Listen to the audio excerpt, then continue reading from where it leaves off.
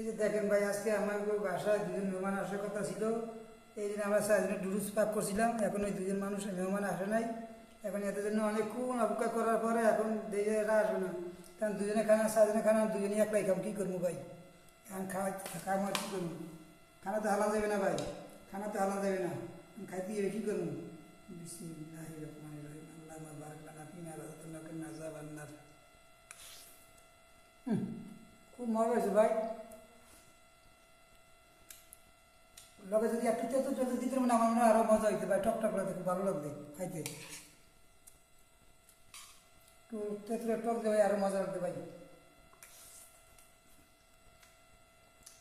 তেঁতুল জিনিসটা, টক জিনিসটা তো ভাই বেশিরভাগ মহিলারা পছন্দ করবে বেশি। তবে আমার তো ভাই খুব খুব শখের জিনিস তেঁতুল দিয়ে কিছু খাইতে খুব ভালো। এই যে দেখেন ভাই, কালিয়ে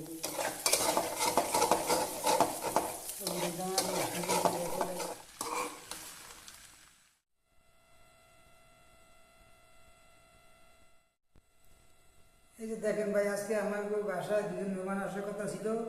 এই জন্য আমরা 4 জনের ডুডুস পাক করছিলাম। এখন ওই দুজন মানুষ মেহমান আসে নাই। এখন এদের জন্য অনেকক্ষণ অপেক্ষা করার পরে এখন দেখে এরা আসবে না। কারণ দুজনে খানা 4 জনে খানা দুজনেই একলাই খাম, কী করবো ভাই? এখন খাওয়া কী করবো? খানা তো হালা যাবে না ভাই, খানা তো হালা যাবে না। খাইতে গেলে কী করবো? বিসমিল্লাহির রহমানির রহিম। আল্লাহুম্মা বারিক লানা ফিমা রাযাকতানা ওয়া কিনা আযাবান নার। খুব মজা হয়েছে ভাই। লগে যদি একটু তেতো চলতে দিতে মানে আমার মনে হয় আরও মজা হইতে ভাই, টকটক করে খুব ভালো লাগবে খাইতে।